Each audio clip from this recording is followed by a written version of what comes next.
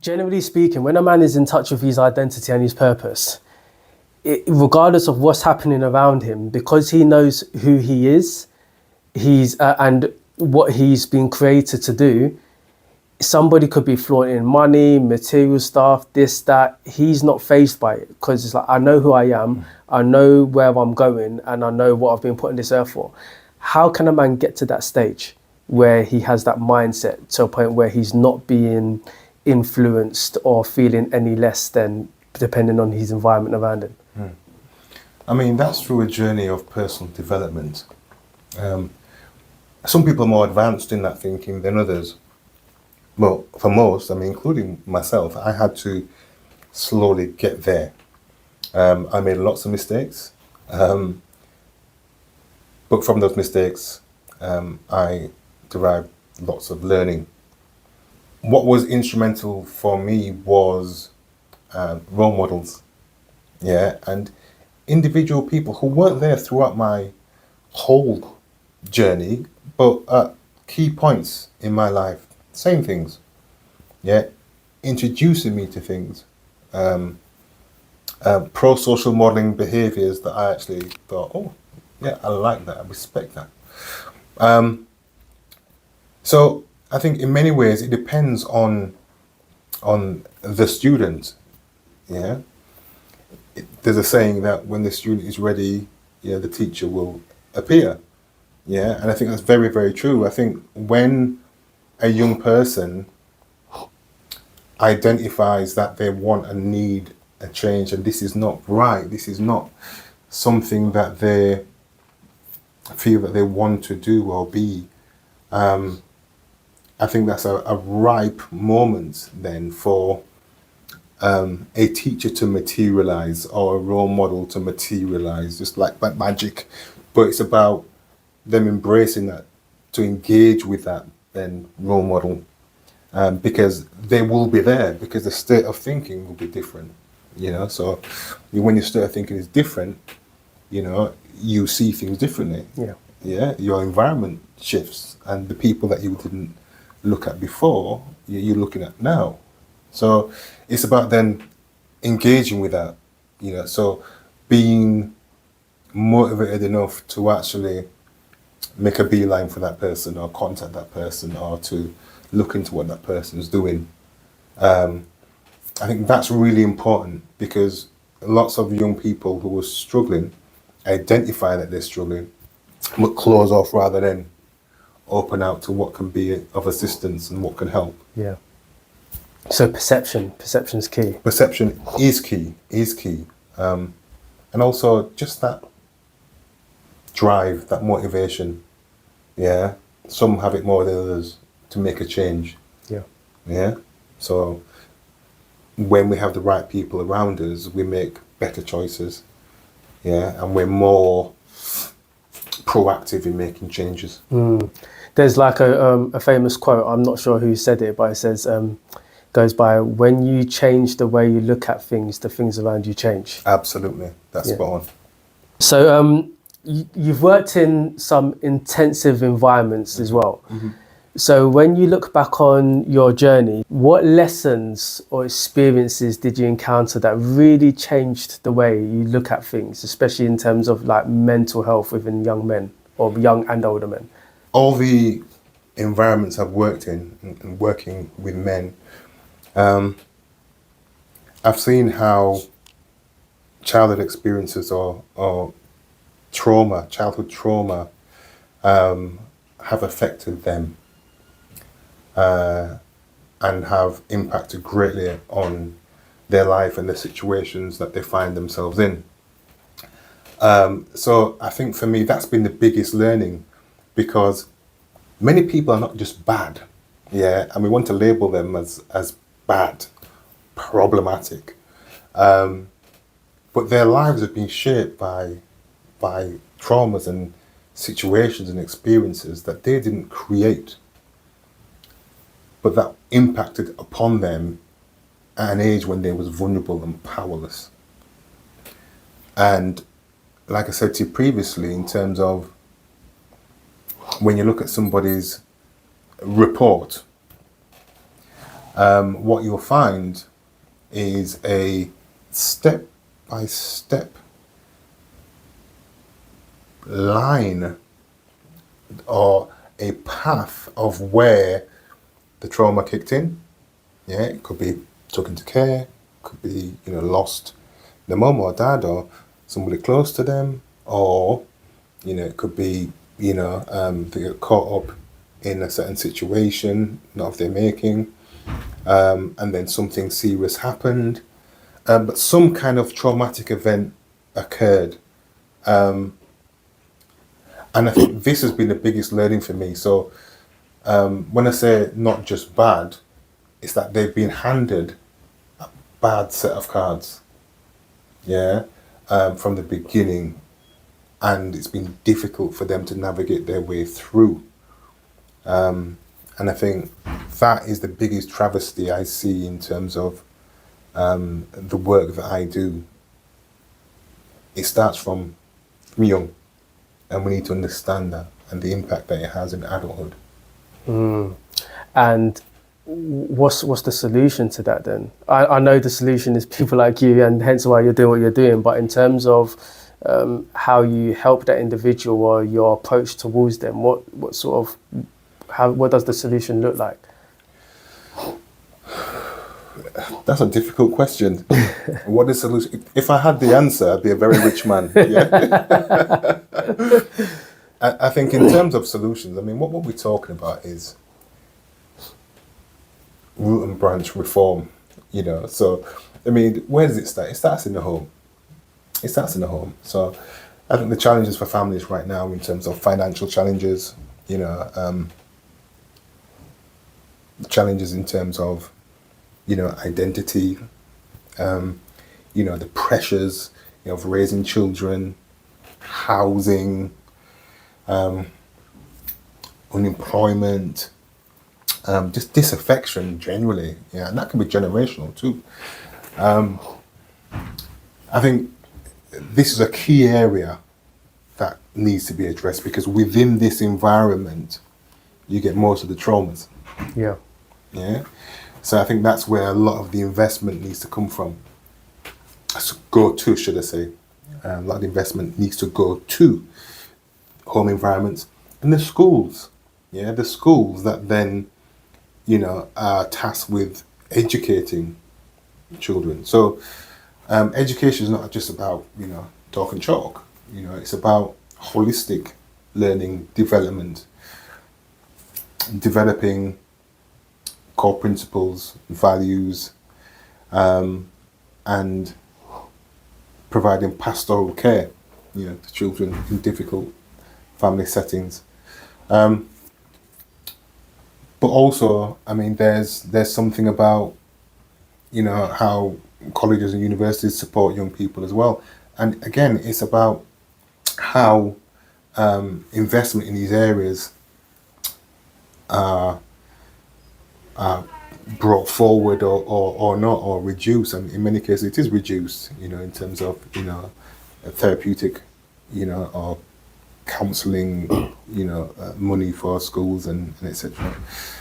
So I think solutions, have to start with family, school, but then again, I don't want to get too political, but there is a political expectation, that government, provide more funding to families, provide more funding to schools, provide more funding, to therapeutic services generally and broadly,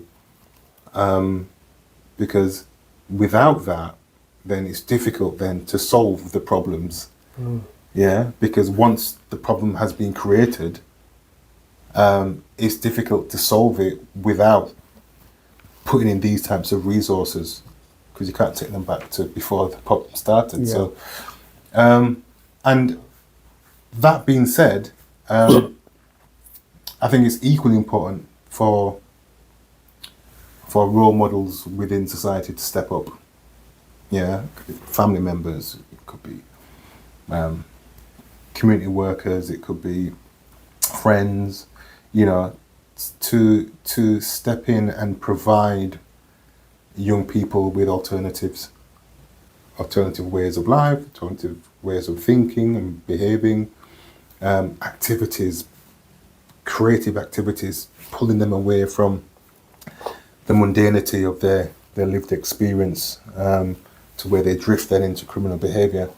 Taking them out into nature, it's so therapeutic.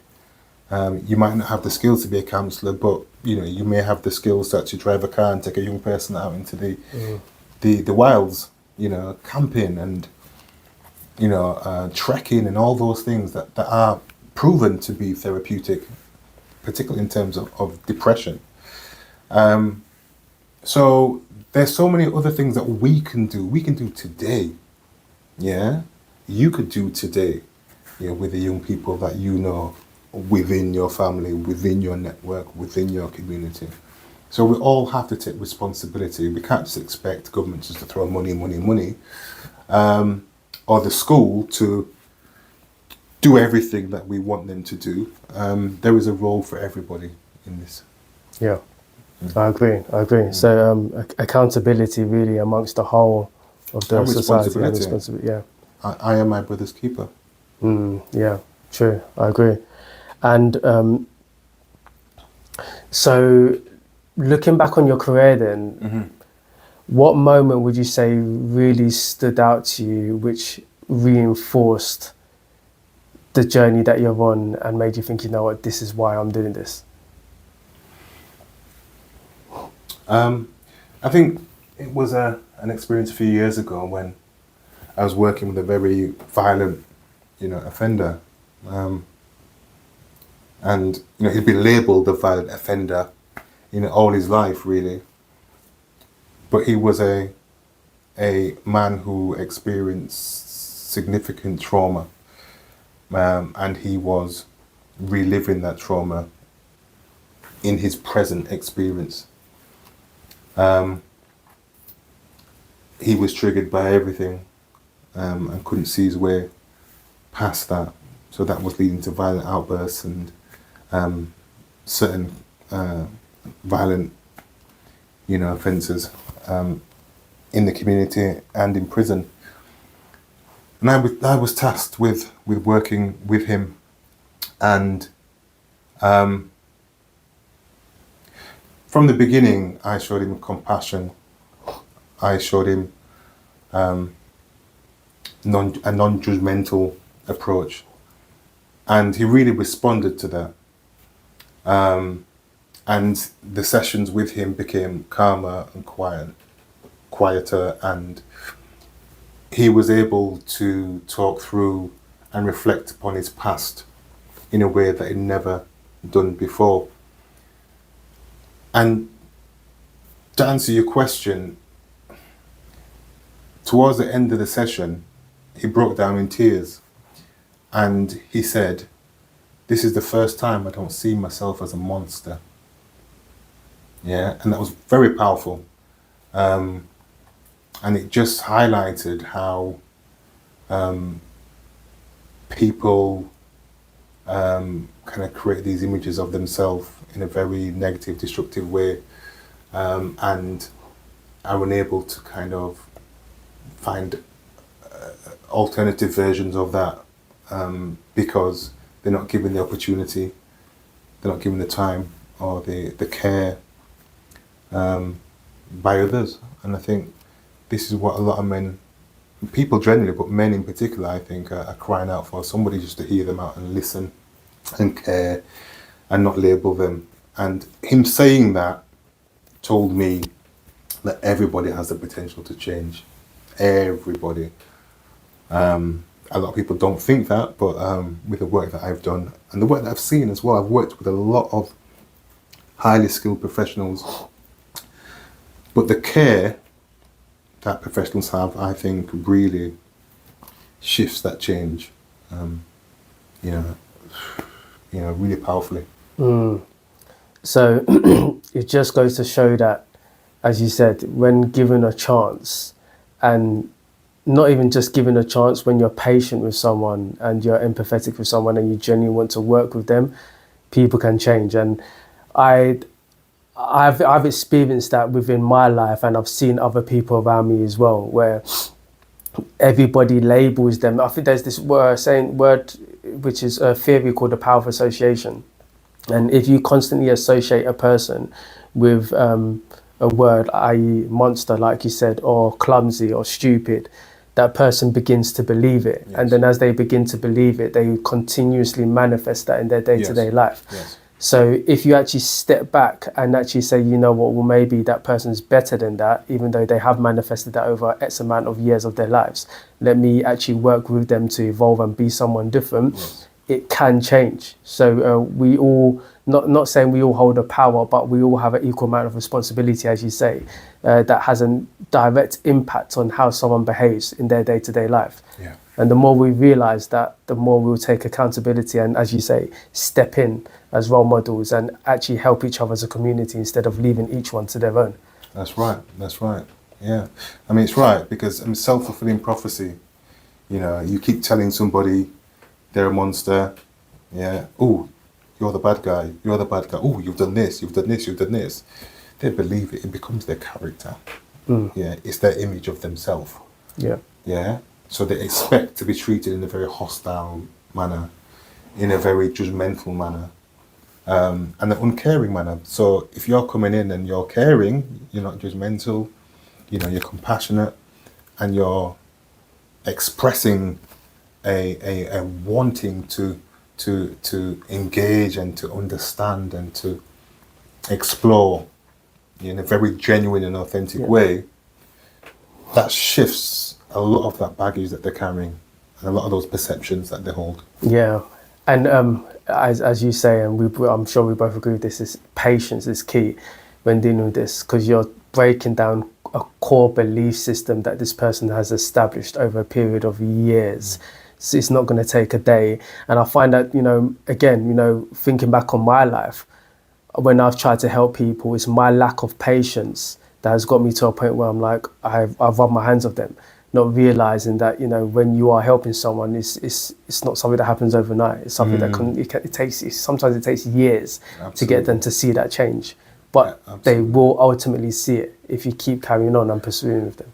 Absolutely. And, you know, just to add to that point, when somebody is impatient, then they're unable to listen. Yeah. So effective listening is really important and can make the difference in terms of somebody being heard, cared for, loved. Effective listening. So when we lose patience, we have that inability to listen. You know, somebody knows if another is listening to them or not.